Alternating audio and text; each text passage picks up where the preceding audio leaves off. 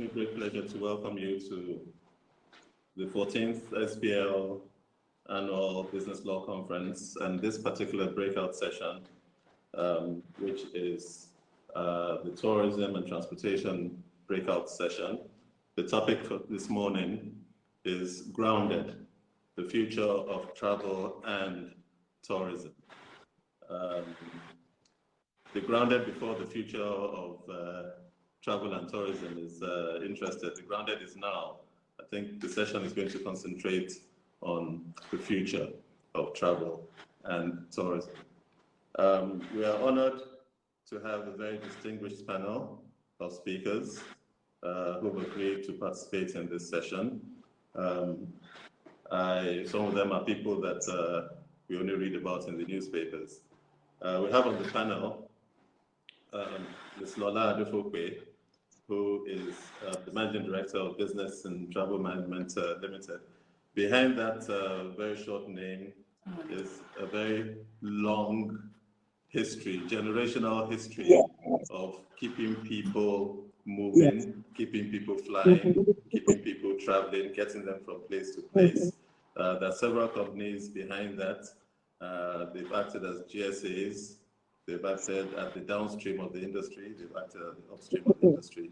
And since Lola joined the organization, there's been a significant change in the way they do business.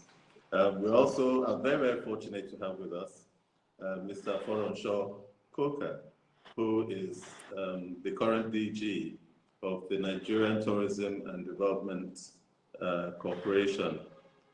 You know how difficult it is. I mean, this is one of the advantages and one of the benefits of this pandemic. We can actually get to talk to the orgas on top. Yes, if he was flying in from Abuja, you'd be hearing that his plane is on the way. But here he is with us live and here on time, without protocol and security men behind him. We have Mr. Foronshaw Coker is a man who, again, has a long history, experience, and exposure, both in the private sector and in government. He's held several roles, and as the day progresses, we'll hear a little bit more about him. But today we're fortunate because he is the person, as it were, not on the hot seat, but certainly a person who has a bird's eye view of what is going on in the travel, tourism, and tourism development space. Thank you very much, Mr. Foronshaw Coker.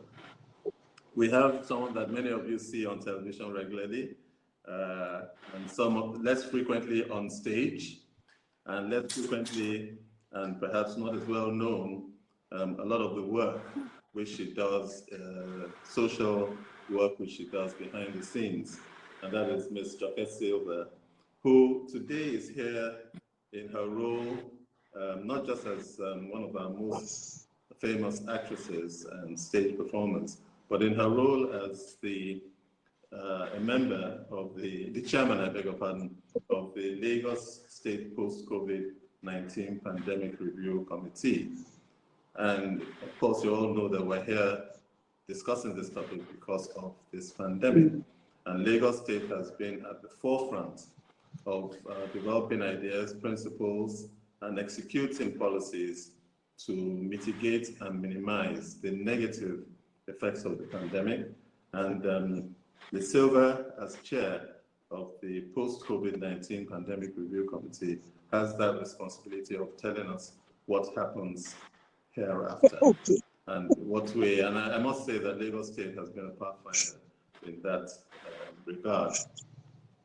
The final panelist is Mr., and certainly not the least, Mr. Olariwaju Popola. He is with the aviation regulator, the Nigerian Civil Aviation Authority. He's the head of the International Terminal and also Consumer Protection. Again, a man who's had wide-ranging experience in different aspects of the industry. And today he's sitting on a hot seat in Abuja. But more importantly, he can talk to us about what the regulator and the airports and the airlines are doing post-COVID. Without further ado,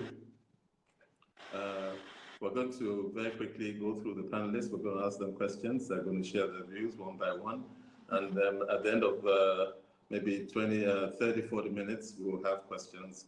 So please send in the questions and ask all the questions that you want to. Essentially, as we all know, everything is grounded, travel is grounded. What this session is trying to say is, how do we restart? How do we kickstart? Are we going to do things the same old way? Are we going to do things in a new way? Let me start with Florenshaw. Florenshaw, please. The question is, what are the immediate steps, in your view, that need to be taken to kickstart and restart not just tourism, but the economy? But of course, travel is an essential part of the economy, of course. So what are the essential steps that you think both private sector and government should do to restart? Thank you very much, platform. Why so much of what we do in Nigeria fails is simply because we don't have solid foundation on which we want to build skyscrapers. And we need to go back to basics. We need to rethink, reimagine pretty much everything. If we are going to compete with Kenya has laws to start with that are being weaponized to be COVID compliant now. How old are the laws in Nigeria? There's some echo somewhere. I think, can we mute our microphones if we're not speaking? Please go ahead. Okay. How old are our laws? If we don't bring our laws up to 2025 standards in terms of the corporate governance, the rules and regulations that govern the whole tourism, and that's not tourism, but even the laws of Nigeria that govern the legal profession have to be looked at. We need to upgrade our laws.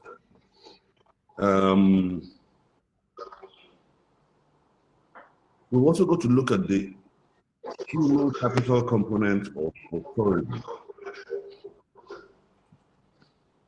What kind of training is required? What was required before is totally different from what the future is going to need.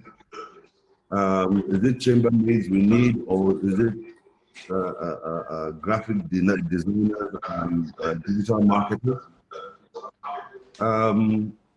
What is the new role of data? Can we continue to ignore what big data tells us? Structural challenges of Nigeria. But the beautiful thing right now is that whether it's Dubai, whether it's Paris, London, Tokyo, we are all at the same point. We're standing still. The hotels are empty, the malls are empty. Your infrastructure advantage doesn't really give you much of an advantage now. But what are you doing with this time where we are in this pandemic that has become endemic? Are you using it to fix the roads? Are you using it to build little infrastructure? I mean, if you look at some of our sites, our tourism assets, people would rather go to the mall than go and look at a fantastic waterfall. Why? Because it lacks some basic infrastructure that is required for, human beings to be comfortable. A toilet, cell site signal, a sitting area, somewhere where you can get some cold water from. We've also got to look at the issue of the events we have and the marketing of those events. As of, now in preparing for the future, can the Durbar hold again? Can Oshogbo hold again? Can Davido play a full concert at Eco Hotel? The reality is no. Not until we have clear information that inspires confidence to say we are okay to do this or that. the events also have to become fixed in time and space. You can't say you're going to do Arbubu today and then tomorrow you say there's no money so you won't do it. No, it has to be like Chelsea playing Manchester United for sure on such a date at such a place. The calendar, the growth of tourism in Africa is going to be Pan-African. It's you and I consuming more Nigeria, prospering around Africa. If the Kenyans know how to do safari, come here. Don't wait for us to come there. Come here and do safari. We don't care.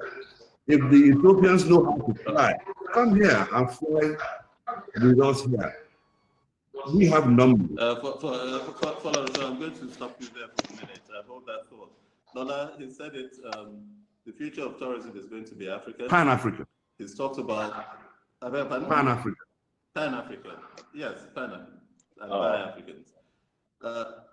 As somebody who has been very much involved, especially at the international space, do you agree with that? And what do you think the private sector and the Nigerian domestic travel and logistics industry seems to hear. If you can hear me. Yes, I can hear you. Can you hear me? I can yes, hear we can hear you. Can you hear me? Oh, okay. I can't seem to hear. Lola, please, yes, I was saying the private sector and the space that you operate in, what are the steps that you're going to take advantage of, and as it were, to leapfrog into the future? Well, first of all, one of the key things that we do have to take advantage or take note of at this point in time is the impact that COVID-19 has had on not just the travel industry and the tourism industry in Nigeria, but also the travel agencies and the travel agents. Nigerians and Nigerian travel agents has always been a very prolific and profitable industry. We've had a lot of volume for international travel. Of course, there's always been the top destinations for Nigeria, which is London, America, Dubai, and so on and so forth. But Nigerians are particularly very adventurous, and you tend to find a Nigerian on any continent in the world. With the impact of COVID-19, planes have stopped flying, which means that a lot of revenue and a lot of income for Nigerian travel agencies has either dwindled or disappeared entirely. So these agencies are now struggling. A lot of travel management companies and travel agencies in Nigeria have either defaulted, they've had to go bankrupt, they've had to make furloughs, and they've had to reassess their entire. Now, traveler confidence is extremely low at this point in time due to the COVID-19 business. So where travelers do start moving again, travel agents are going to find it very difficult to rebuild traveler confidence. And to rebuild traveler confidence for international travel is going to be a much more difficult task than rebuilding traveler confidence for domestic travel and domestic tourism. But I remember one of the previous conversations that we had was, why am I being so optimistic? Is there going to be domestic tourism? Does tourism even still exist? And tourism is always going to still exist. It's the way in which we now approach it and the way in which we now deal with it that is definitely going to have to change. Domestic tourism and Pan-African tourism definitely has to change. And I think, just as Mr. Coker said, Nigeria now needs to learn from those countries in Africa that have made tourism a fundamental part of their gross income for the country. So we need to learn from the Ethiopians, the Egyptians, the South Africans, as to how they built the foundation for their tourism industry, how they put in safety policies, how they register tour guides, and so on and so forth, and then apply that to the unique topography and scenarios that we have in Nigeria. Maybe we're not ready for fast travel. Maybe we're not ready for fast aviation domestically in Nigeria. Maybe we need to slow down and take a step back, start registering guest houses, start tour guides, start retraining TMCs and travel agencies so they understand the value process chain for tourism in Nigeria, and then can start applying that to their business. Then they can start building back up their business by using domestic travel and domestic tourism as a lever up until the time that international travel and international borders then reopen. So what I would then encourage the private sector to do is to invest in training, to find out best practices that the government either release or work with the government and tourism agencies to develop best practices, to develop these building blocks for training and domestic tourism, safety standards, and so on and so forth, so that we can then start approaching domestic tourism in a more technologically advanced way. You know that a lot of people in Nigeria don't even use computers. They only use their mobile phones. Everybody has a mobile phone. So if we make domestic tourism and processes accessible through modern technology, I think that's a fantastic starting point for our industry locally. Thank you very, very much. I mean, one of the things you said, and all these point to one factor: improving the quality, restoring confidence, and making travel an enjoyable, a predictable, and a safe experience. Now, to what extent, Mr. Kupola, can you explain to our audience the steps that the Nigerian Civil Aviation has been taking to restore the confidence of the flying public, to ensure that people are safe, and to ensure that despite the disruptions, moving from place to place in our airspace can be a predictable, safe, and enjoyable experience. Mr. Kupola. Good morning, everyone. I'm glad to be here once again. Well, I can't agree less. I'm afraid. Can anybody else hear him? Yes, I can hear him. Can you hear me? Okay. Can hear you. Can you hear me? I can hear you. Okay. I can't agree less with the two previous speakers. Yes, building tourism and the travel and tourism, the most important thing and number one thing to focus on is the traveler's confidence, which you cannot take away from any of this discussion we're talking about. Then how do you go about doing that? Consumer-centric is also very important. People really only want to know.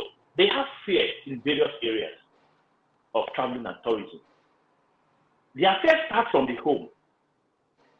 This fear can even be categorized into three. The fears of getting to the terminal building, the fears of getting into the boarding area, that is from the counter, from the counter, ticketing counter. What is the contact I'm likely to face? Am I going to be boarding contactless? Is it going to be a seamless facilitation for me? There have been so many protocols, there have been so many agitations, policies put in place with regards to this. And that's why I said I can't agree with Folorunso and Lola that traveler's confidence is very important. We can achieve that by this. One, I can assure you and I can tell you authoritatively that we are safer to fly now than ever before. Why am I saying this? The airport is designed now in such a way that you can have lesser contact with the airlines, with the airport authorities, and probably any other service providers with the use of technology. Anyway, you can do your boarding pass online without necessarily go to the airport and get paper boarding pass. You can check it online. In a short distance time now from now, we are going to have a self-check-in counter that you don't necessarily have to go. If you can't do online from your home, you don't necessarily have to go to the counter of the airline and say, I want to check in. You have a dummy where a computer standby that we used to see oversee and all that. You check in on your own without having contact with anybody. That is one. Two, our aircraft is also designed in such a way that you have nothing to fear about. You must have heard the minister talking about you don't necessarily need social distancing inside the aircraft. That is quite correct. The aircraft is designed in such a way that every sphere in the cabin is being evacuated for every 10 seconds. For every 10 seconds. So you can be rest assured that for every droplet of the COVID-19 virus talking about, you can be rest assured that you're not going to get affected with that. That does not say we are not going to wear our face masks. This is after when all the public health protocols have been strictly adhered to. Because we can't do that without adhering to public health protocols. That must be strictly adhered to. So, but inside the aircraft, you can be rest assured that you don't necessarily have to do social distancing. And right from the terminal, you can have a contactless facilitation. ICAO, International Civil Aviation Organization, set up what we call CAT, Civil Aviation Recovery Task Force. There are also policies with regards to this. These were co-designed with the public health people, IHATA, in order to make sure that our airports, aircraft are safe for us to fly. Like, let me move further. I am the head of International Terminal Consumer Protection. One other thing that I want people to also bear in mind is this. Consumer behavioral pattern. Can you hear me? Can you hear me?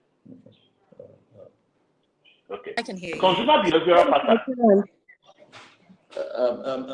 Consumer behavior. Can you hear me? Yes. You must apologize. I must apologize. I'm having difficulty hearing you. Okay, but I can hear you very well. Animated way in which you were speaking and the reaction I could see from the faces of the other panelists, you were clearly making a lot of sense. Ms. Silva, can you hear me? Yes, I can hear you. Yes, I can hear you very clearly. I can hear you very clearly, Obara. Lala, can you hear me yourself? Absolutely, I can hear you. Oh, okay, great. Joke, did you hear me? Yes, I heard you. Yes, I heard you. Again, well, if you can hear me, because I can't hear you. We can all hear you. Then the question I was going to ask you is, can you please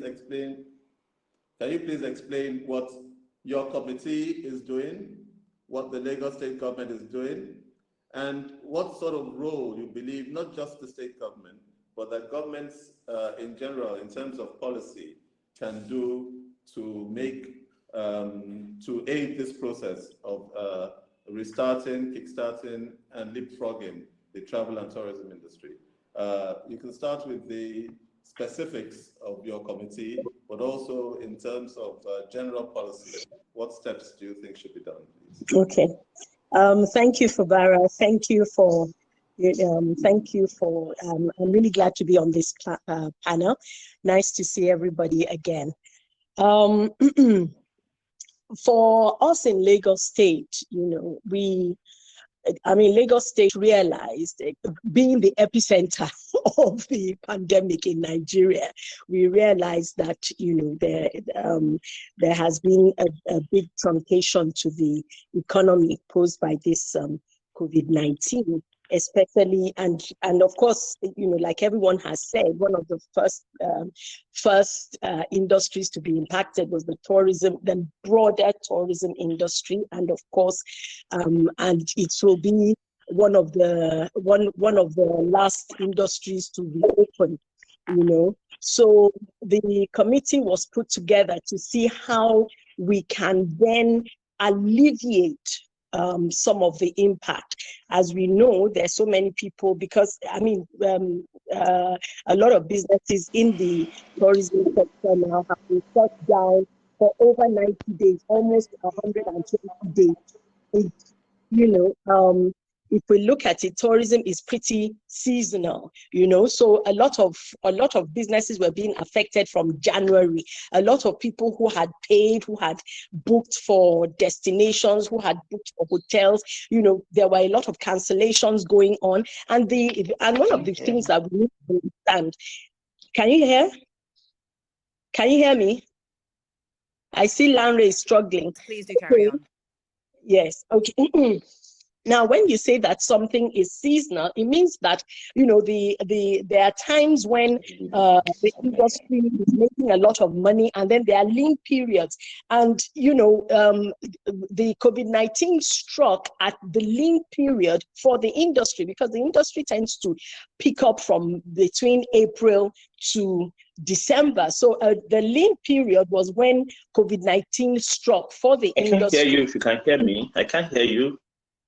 Can you hear me? I can hear you very clearly, Larry.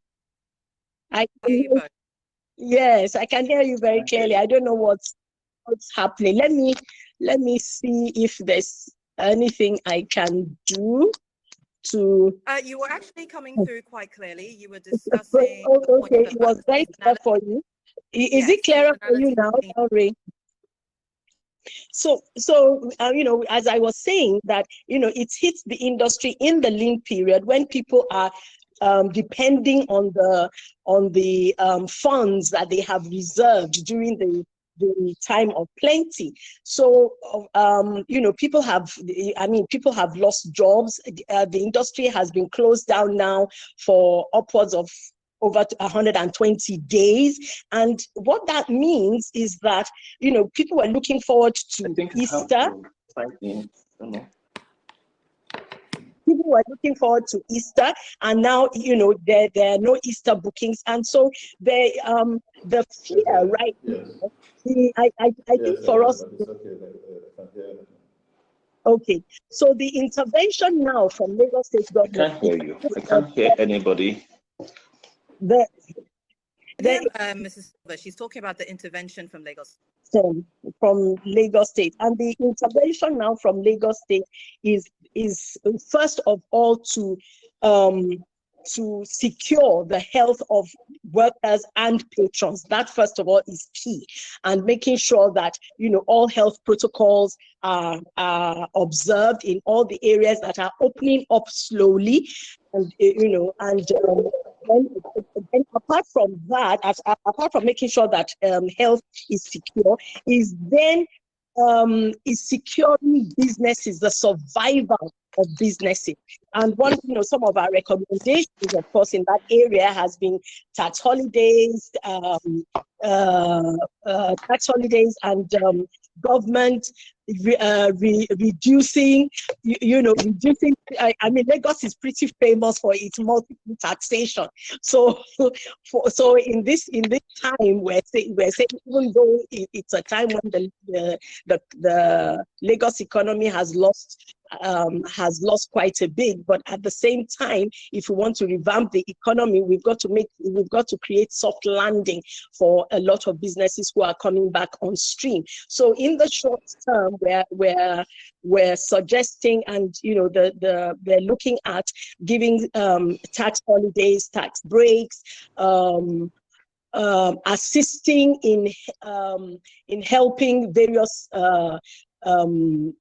practitioners in the industry to set up their health, their health protocols, try and assist with the financing of that. Now, this is not going to be done totally by the government. There's going to be, they're hoping to have,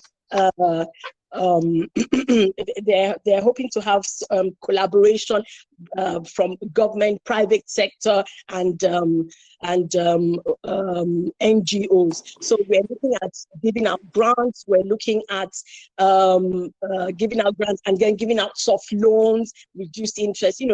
I mean, there are just so many things that have been put in place, that we're looking at. But one of the things that you did mention, which is the area of policy, I'd like to just double back on one of the things that Foley mentioned, and Lola also very briefly. It's the fact that, for us in Nigeria, especially in the area of the tourism space, there's something that because it's not an industry. We don't see it as a formal industry.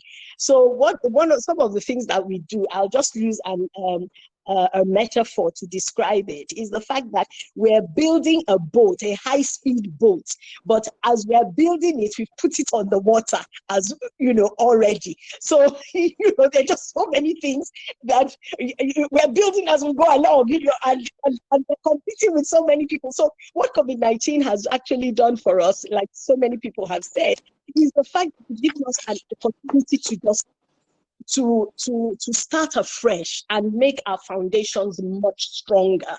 And so when we're talking about policies, for us in our committee, we're saying to government that we're not even thinking of you coming up with new policies just yet. There are so many policies.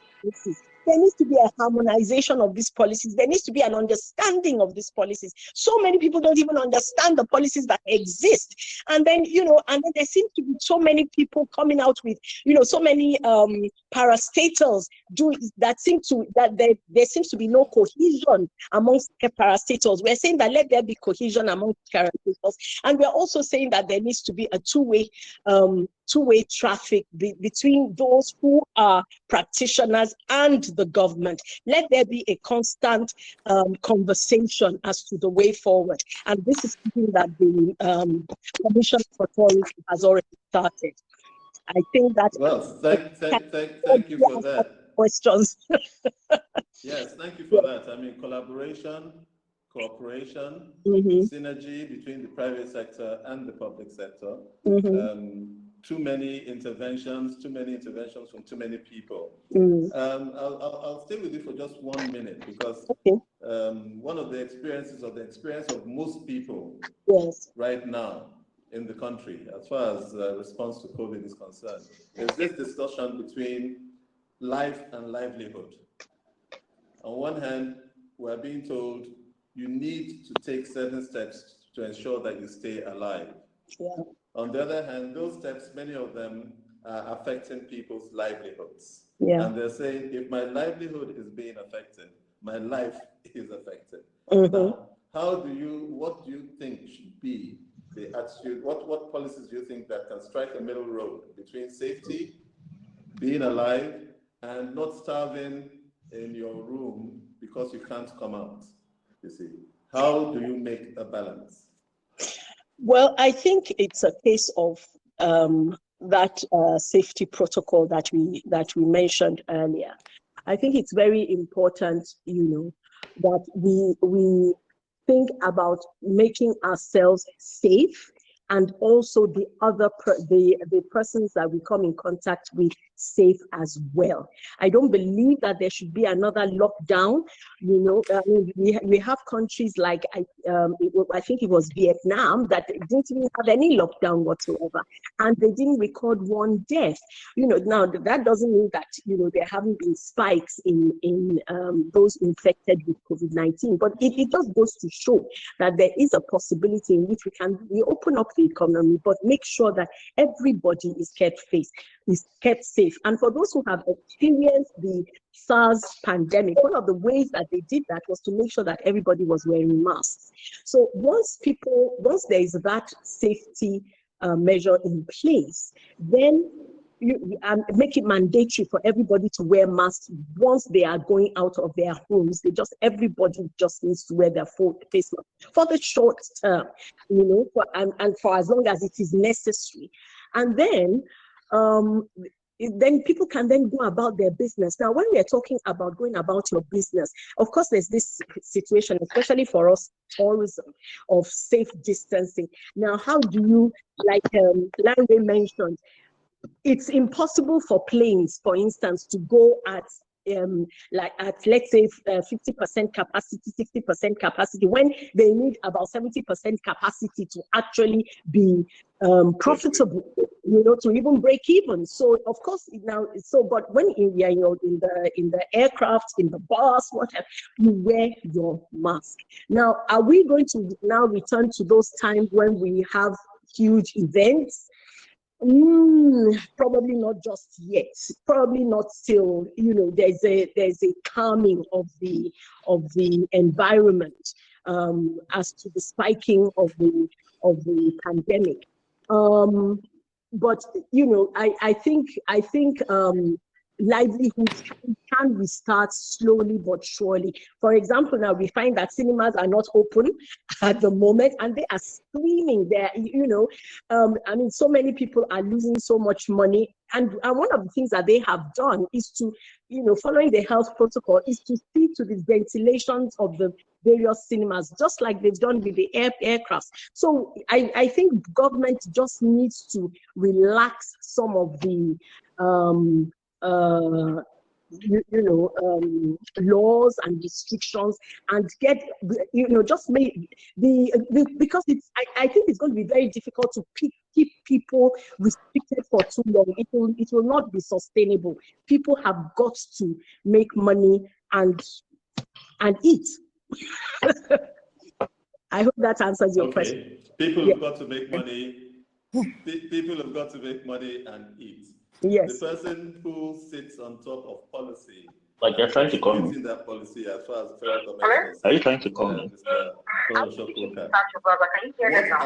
can hear them very well. That you think, I mean, given this opportunity to reset, can you mention 3 things, sitting where you're sitting, that you're going to do to reset, so that people can eat, and so that people can come to Nigeria, and people can travel domestically, people can fly safely. When you talk of tourism, the question I also would like to ask is medical tourism, leisure tourism, business tourism. Which area are you and your corporation, which areas are you going to focus on?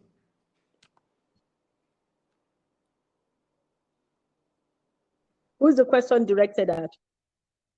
To Mr. Coker. Yes.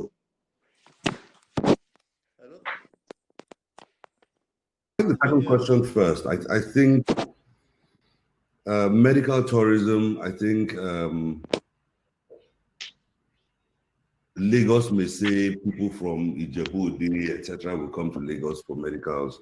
If you want to call that medical tourism, I think that's the extent you're going to see it at.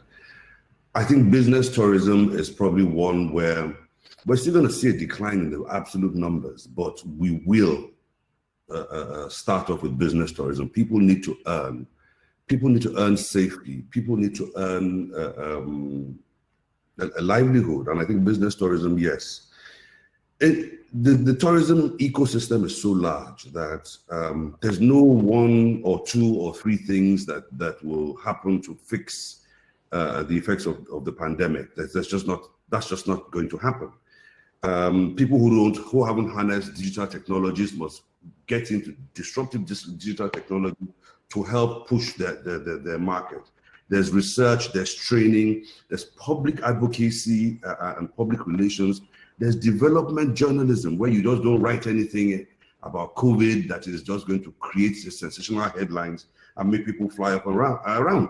The future is mergers and acquisition. If you're not strong enough on your own, you've got to bind with somebody to ensure. If you're a hotel, you've got to partner with an airline or taxi company.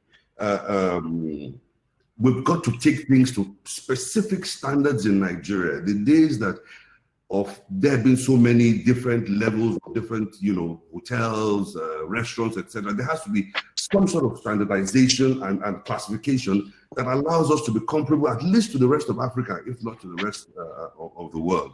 We've got to rethink our spaces. For example, the airports. The airport is one huge building, huge volume, and we've got airside and non-airside. Maybe it's time that our check-in facilities were in the car park. So once you get into the airport, we use that volume of space to really socially distance before you get onto aircraft. Maybe we're going to return to road transport, at least for short trips. The Lagos Abuja is 1 hour by air. It's less than $144. Maybe it's a road trip now that's going to make sense, because the airlines can make sense with a half-full airline. We've got to rethink activities like restaurants. A waiter serving you is a life or death decision now. You've got to rethink your kitchens. You've got to rethink the spaces, whether you're cooking. Some things indoors, some things are prepped outdoors. All those considerations must come into place. We've got to also even look at some of our military services.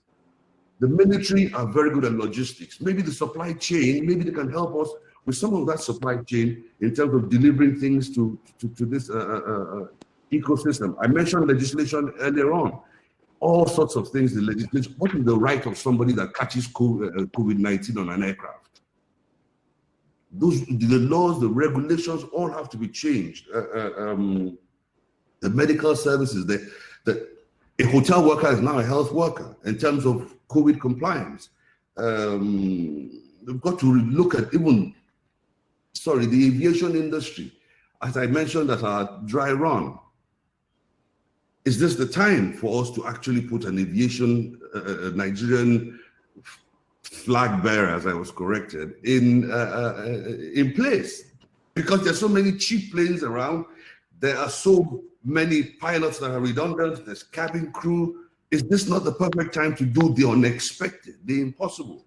And we've also got to look at, we're not very data driven in this environment. We've got to look at big data. What does it say to planning, to funding? I see that there's a new fund available at 9% for the creative industry. I am looking for the same thing for the tourism industry, because one feeds the other. I think we mustn't be in a rush to get back to the old way. The new way is uncertain. That uncertainty is what we must now learn to live with. If we rush to seek the certainty of the old, that is where we're going to get into trouble.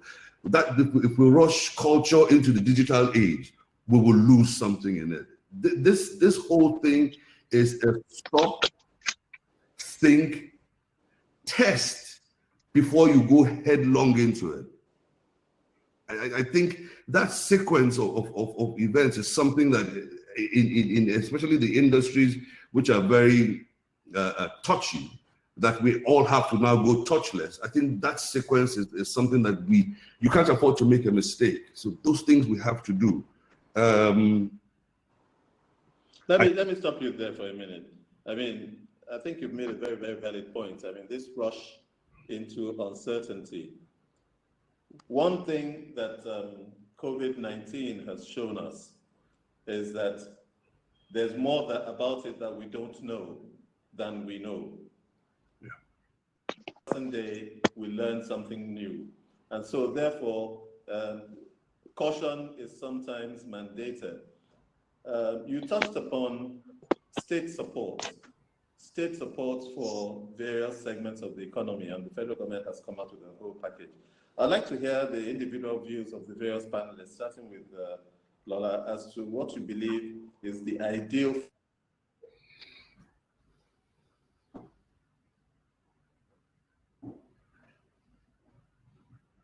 form of what, please? Oh, I was hoping it was my connection, Mr. No, Mekara. Fubara, it's like he has seized. Has seized. Yes, I think ideal form of bailout. I think it's talking about the ideal form of bailout. What you consider to be ideal form of bailout.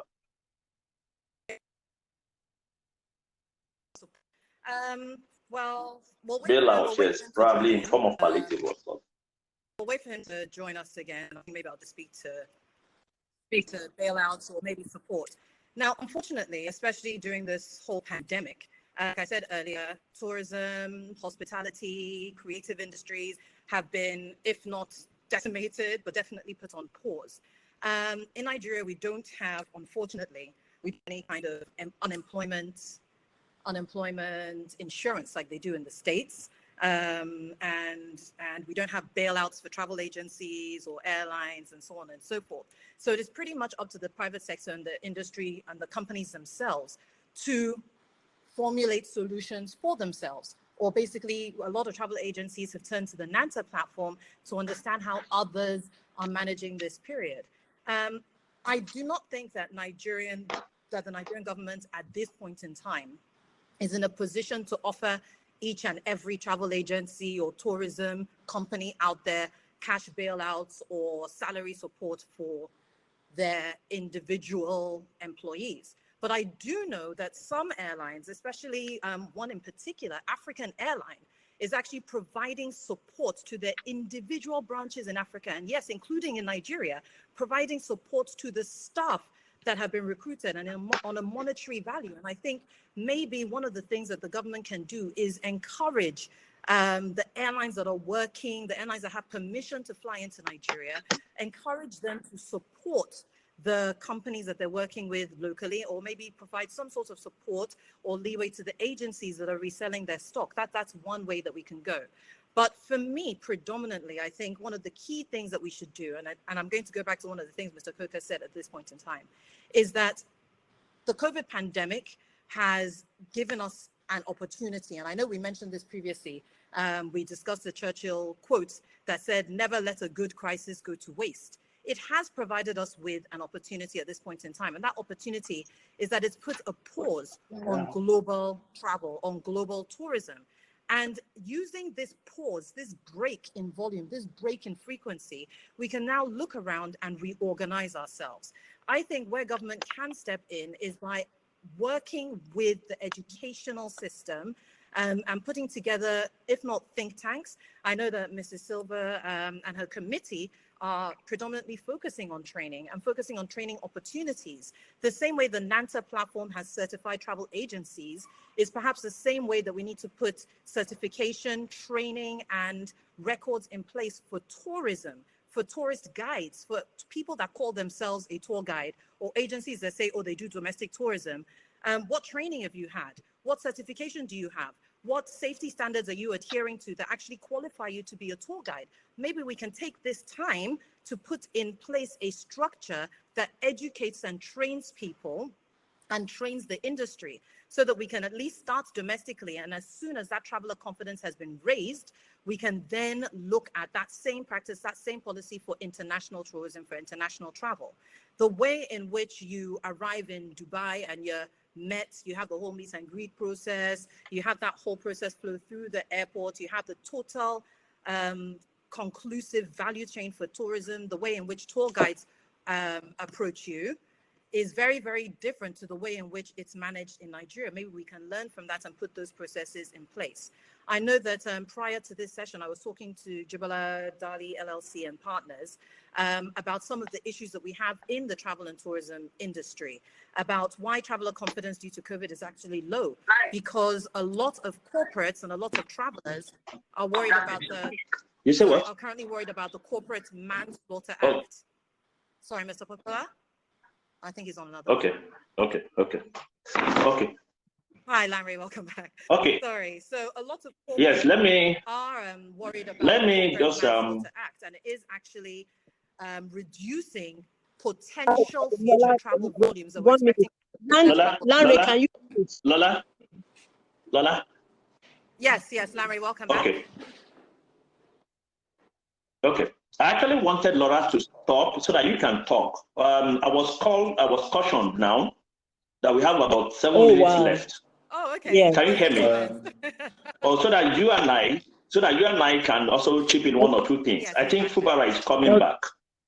But maybe, Madam Joker, maybe you can go ahead and okay, since I've been told that we only have a very few minutes left, one of the things that I'd like to suggest is that, like we've all said, that the focus now is going to be on domestic tourism, but we need to let our populace be aware, all the patrons, be aware of the places of interest in Nigeria, and there are so many, and this is where we can look at government and private sector to work together with artists and content providers to publicize these places. That's one. Number two, one of the structures that I think that I'd like to add on to what Lola was saying is that wherever we find these places of interest, I think one of the important things is that we have to make sure that those places have a health facility, hopefully a hospital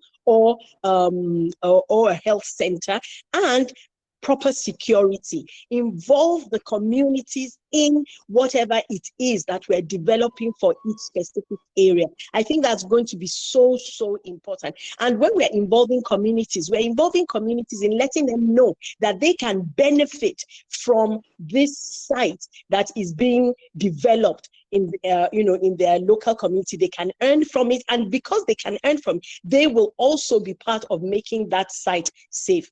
Just a few tips, that's it. Thank you. Okay. Yeah, I think I quite agree with you and Lola. Then with the DG, My own view on that is this. Well, I don't think any one of us can function without each other. We've talked about synergy. There must be serious synergy between the airline, the tourist organization, the travel agency, and all that. Yes, there is no gainsaying that the travel agencies have not been badly hit. It has been so challenging for them, and I am also aware of the enormous pressure put on civil aviation for international travels to commence. But be it as it may be, we still need to put our house in order. You cannot overemphasize domestic or local tourism.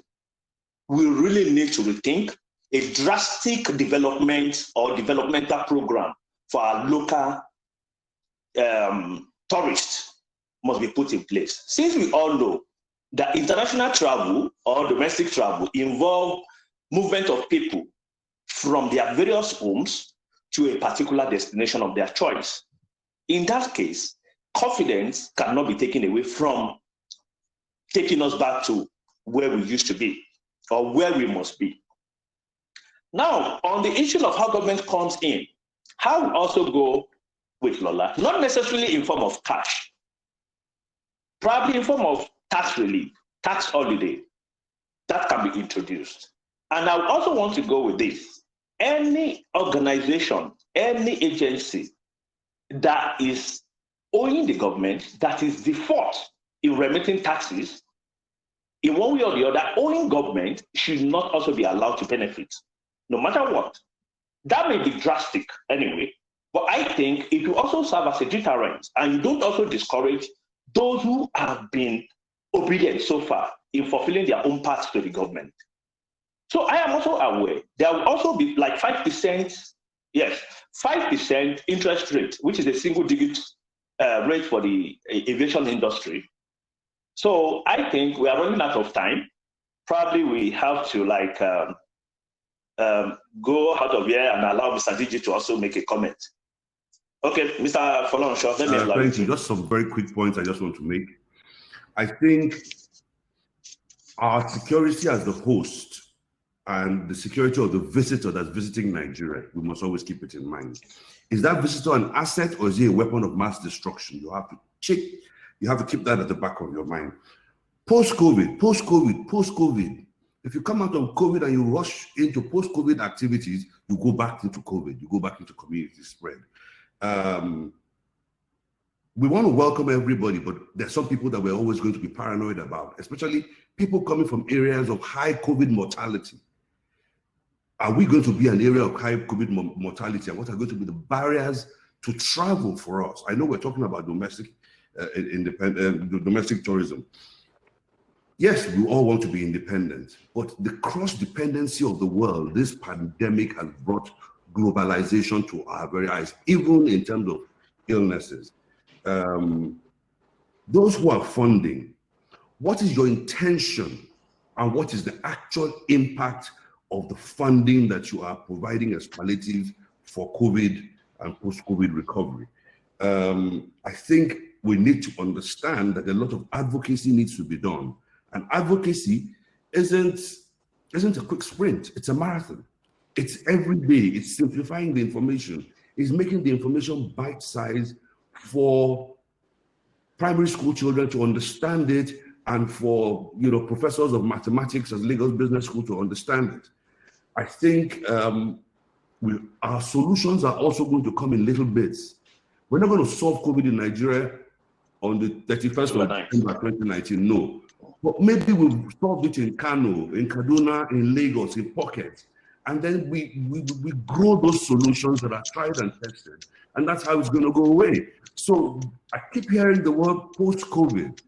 Will we ever be post-COVID is a consideration that I want to leave with everybody here. COVID is endemic. COVID is here to stay. This is a new lifestyle. And if we are going to factor in something into our new lifestyle, into the new life, it's uncertainty, it's anxiety, it could even be medication, you can never tell, but all those things are things we have to contend with now. Thank you. Uncertainty. COVID is here to stay, and we have to learn to live with it. And one of the things is going to be how to use and leverage on technology to deal with it. I apologize for my in and out because of technology. We have less than a minute to go.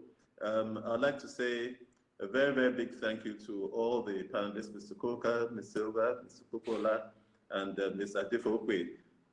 I've seen one of the questions, and they say that clearly this is a topic that should have been given more than 1 hour, and that we've just started. There are several questions here, which unfortunately we don't have the time to raise, but I think they're going to be shared with all the panelists so that your responses can be shared with people who've attended this conference. I apologize, like I said, for all the